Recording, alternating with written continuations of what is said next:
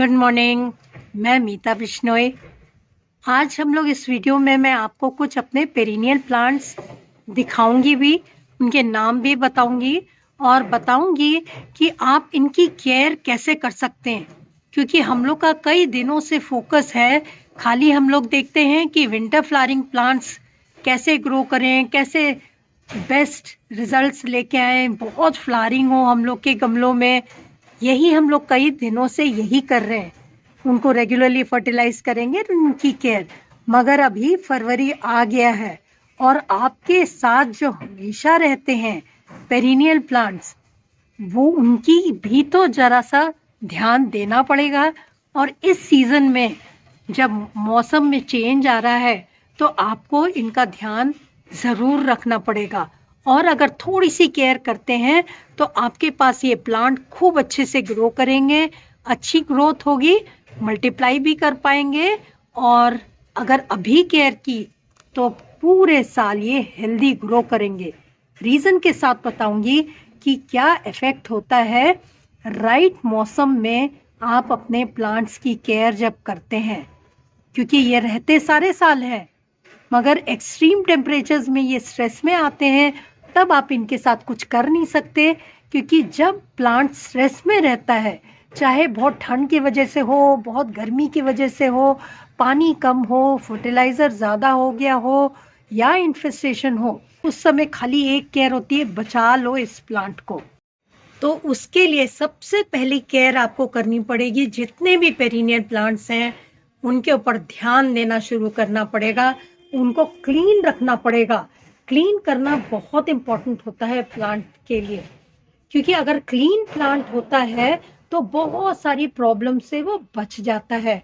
और जब आप प्लांट को थोड़ा क्लीन करते हैं तब आपको बहुत सारी चीज़ें और भी पता चलती हैं प्लांट्स के बारे में, कि उनमें इन्फेस्टेशन तो नहीं है, कोई एफिड्स का अटैक तो नहीं है, या कोई उनमें मिलीबग का अटैक तो नहीं है, रूट बाउंड तो नहीं हो गया प्लांट, या फिर रूट प्रूनिंग रिक्वायर्ड है, रीपॉटिंग रिक्वायर्ड है।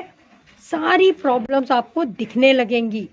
तो क्लीन करें। सबसे पहला काम है कि आप अपने पेरिनियल प्लांट को, जितनी सूखी टहनियाँ हैं, सर्दियों में ख़राब हुई हैं एक्सट्रीम टेम्परेचर्स में, उनको क्लीन करके रखें, एक एक गमला निकाल के। अब जब आपने क्लीन कर लिया और प्रॉब्लम, अगर आपको स्ट्रेस प्लांट लग रहा है तो आप प्रॉब्लम कोशिश करें कि देखें कि किस रीज़न से है।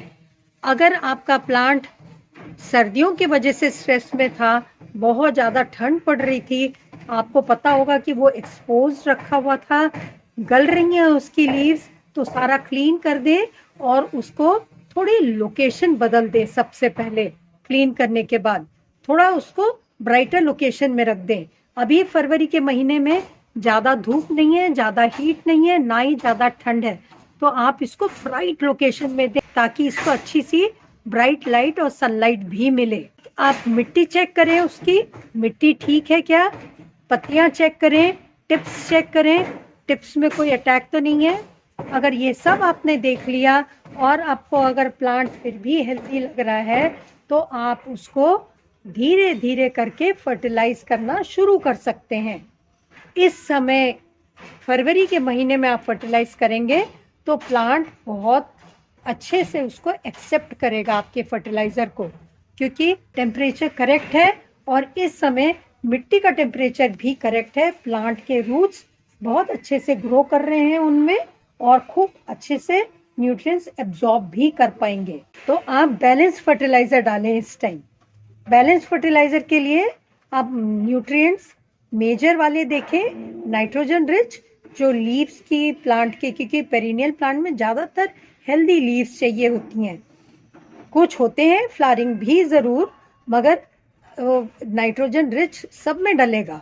काउडंग मैन्योर डाल सकते हैं, वर्मी कंपोस्ट डाल सकते हैं, या फिर आप लीफ मोल्ड डाल सकते हैं। इसके अलावा बहुत सारे माइक्रो न्यूट्रिएंट्स चाहिए होंगे, तो वो आप सीवीड एक्सट्रैक्ट, सीवीड ग्रेन्यूल्स या फिर सरसों खल्ली यूज़ कर सकते हैं इसको माइक्रो न्यूट्रिएंट्स देने के लिए। जब आप अपने पेरिनियल प्लांट्स को फर्टिलाइज करें, मैन्योर डालें, तो आप ये ध्यान रखें कि आप उनको ओवर फर्टिलाइज ना करें। ओवर फर्टिलाइज मतलब थोड़ा थोड़ा करके दें।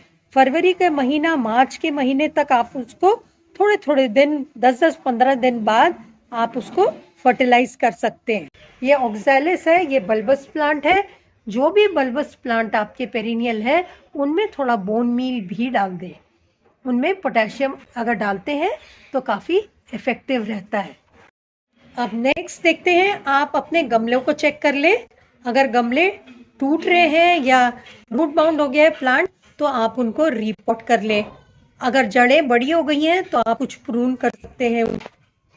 अगर आपके प्लांट आप चेक कर रहे हैं और उनमें थोड़ा आपको इन्फेस्टेशन दिखा है तो लीव्स के ऊपर या स्टेम में भी, तो आप उनको इमिडाक्लोप्रिड अगर ज़्यादा है तो इमिडाक्लोप्रिड से क्लीन कर सकते हैं या फिर नीम ऑयल स्प्रे करके वॉश आउट कर सकते हैं। और अगर ज़्यादा इन्फेस्टेशन नहीं है, मौसम बदलता है तब इन्फेस्टेशन ज़रूर होता है। अगर आपका गार्डन एक बार इन्फेस्टेड हो गया तो आपको क्लीन करना हर प्लांट को थोड़ा मुश्किल हो जाता है। तो शुरू से ध्यान देंगे तो ये बहुत इजी काम है। और एक सिंपल मेथड है, प्रिकॉशनरी है, क्लीन रखने के लिए आप बेकिंग सोडा यूज कर सकते हैं और हल्का फुल्का इन्फेस्टेशन है वो भी क्लीन कर सकते हैं बेकिंग सोडा से स्प्रे करके अच्छी तरह।